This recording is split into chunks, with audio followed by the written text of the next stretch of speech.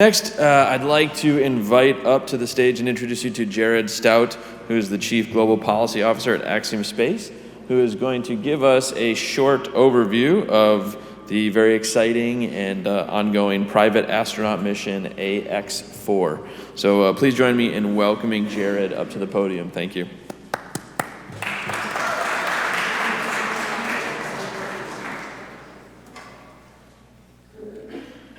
Thanks for the introduction. Appreciate being here. I think most folks may know that NASA has been doing these private astronaut missions now for a few years. The private astronaut missions are not any sort of exchange of funds. It's a very small amount of exchange for funds. But very little money actually changes hands during these missions between us and NASA. What NASA's really doing is it's competing an opportunity for access to the International Space Station. So these solicitations go out. NASA says, who wants to bring some astronauts to the International Space Station that are not NASA government astronauts? And then you answer the RFP and provide them your plan and how you're going to do it and what kind of science are you going to do. It's a really great partnership between industry and the government on trying to build up the capacity to do long-term sustainable LEO operations that is not reliant on the government. So this is a good first step in that process. We have learned an awful lot through these missions. Right now we're on our fourth, the AX4 mission. And NASA has learned an awful lot from us about how to do these missions. And we have some really wonderful partners around the world that have participated in these missions. And we've built these great relationships over time that has really been a great benefit to the United States from a geopolitical position. Because not only are you able to have these government-to-government relationships, which are of course wonderful and very important, but you also get this industrial diplomacy going, where countries that are able to buy and sell to each other or work with each other on particular space activities are a lot less likely to find themselves in risky situations in other parts of their relationship. So I'm here today to talk a little bit about the AX4 mission. We're in the middle of it right now. So all 4 of our astronauts are on the International Space Station today.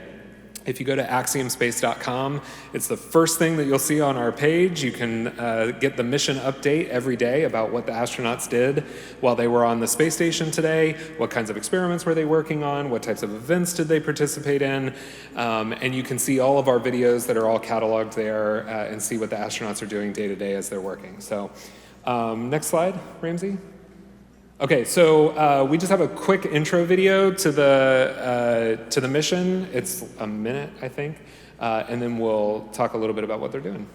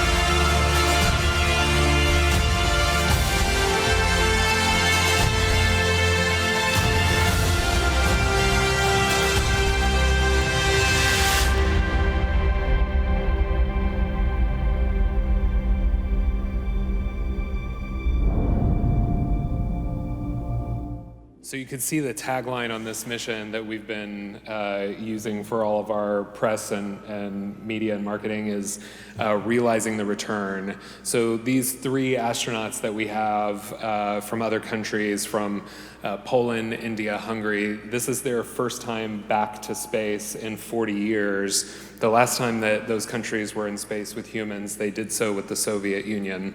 So this is the first time that these countries went back to space with the United States, and they did that through our partnership with NASA through the PAM missions. You can see all of our crew here. The commander is Peggy Whitson. Peggy is our director of human spaceflight at Axiom Space. She's an Axiom Space employee. My favorite thing about Peggy is that no matter when you're talking to her, no matter what she's doing, no matter what's going on around her, when you're talking to Peggy, you are talking to Peggy. She cares about you, she cares about what you're talking about, she's cared about what you're interested in, and she's an all-around wonderful person. She also happens to be America's most experienced astronaut and the world's most experienced female astronaut.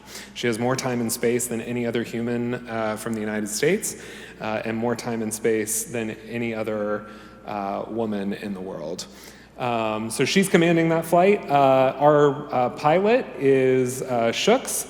The pilot seat has a bunch of specific qualifications to it, but Shooks is representing the Indian Space Research Organization, ISRO, and longtime test pilot, fighter pilot, and I have a feeling his life is about to radically change when he goes home to India.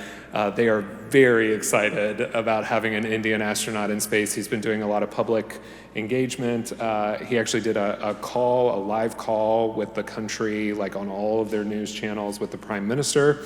So a really big deal for India. They're getting a lot of mileage out of his time on space station. The next is our mission specialist, Suave. I don't even ever try to pronounce his last name, but his call sign is Suave. Suave is an ESA project astronaut, so we have this really fabulous partnership with ESA, where we're doing all kinds of work with them in partnership on these missions, both on the human side as well as the science side.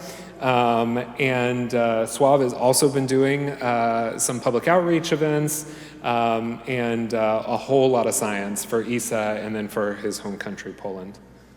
Next slide. And then this is Tibor from Hunor. Hunor is the Hungarian space organization, and he is also a mission specialist. Tibor is doing a whole lot of research on station that's focused on human health. All of them are doing various types of science that is connected directly to their countries or to their sponsoring agency. But the Hungarians have had a special interest in some very interesting physical and human biology research. Okay, so we have just a couple of collages here. One of the things that I like to explain to people, because I think folks have this idea in their mind that these private astronaut missions were just sort of like a travel agent where we help you book this experience and then you go up there and you're sort of on your own doing your own thing and NASA's maybe working with you a little bit or something like that. But the private astronaut missions, we run them from end to end, from beginning to end, and then pre and post. So we timeline their entire, like every minute of their day that they're on the space station is accounted for. We make sure that they get all of the training that's necessary, in some cases more training than is necessary, because either their home agency wants them to do more training, or for some reason we may need them to do something that's not typical of a NASA astronaut, and so they get all of the same type of training that NASA astronauts get, and then additional training on top of that. These are professional astronauts, they're not tourists. These are people that are doing science in space every single day that they're up there. They're highly experienced, highly qualified people, and they are representing both their home country as well as all of the work that they're doing on station in partnership with NASA. Okay, I just wanted to talk a little bit about the science. I think you've probably heard a lot today about the amount of investment that's going into space science right now. One of the really great benefits of having built up over the 2.5 decades of the ISS for space science is that we have developed this really amazing pipeline. We have, I'm sure some of you in this room are hoping to get PhDs, or maybe you're going into some sort of science field. And we have all of these students and pipeline of payloads and principal investigators and scientists that are spending a lot of time and energy investing in all of the work that has to go into getting something to space to benefit from the microgravity environment. And that whole pipeline extends years of backlog. So even though the International Space Station is going to be retired in 2030, there are payloads in science today that could probably take us deep into the next decade before we'd ever be able to get everything onto the International Space Station. Great news for a company like Axiom Space, because we want to fly those payloads. So you may not be able to get to the International Space Station before it retires, but you can come and work on our space station and we'll be able to offer that service to you. So the PAM mission is a great example of this. There are over 60 payloads, projects, and research activities on the AX4 mission. That's coming from over 30 countries, from not just our sponsor countries for the astronauts, but the countries that are interested in flying those payloads. We have 27 human research studies, 12 life science investigations, 9 physical and material sciences, 9 technology demos, and 11 STEAM or outreach activities. This is where I talk about the power of human spaceflight to change the way that people think about their place in the world. So when we did AX2, we had 2 astronauts from the Kingdom of Saudi Arabia that were on that flight, and one of them was a woman. And for those that haven't totally kept up with the changes that are going on in Saudi Arabia, it's pretty crazy. There's a lot of change going on right now in that country. And we had the ambassador to the United States, the Saudi ambassador to the United States, came to visit with us. And she spent about half a day in our facilities meeting all of the people that are working on our spacesuits program, meeting the people that are working on our station program, and the mission controllers that were going to be working with their astronauts on the International Space Station.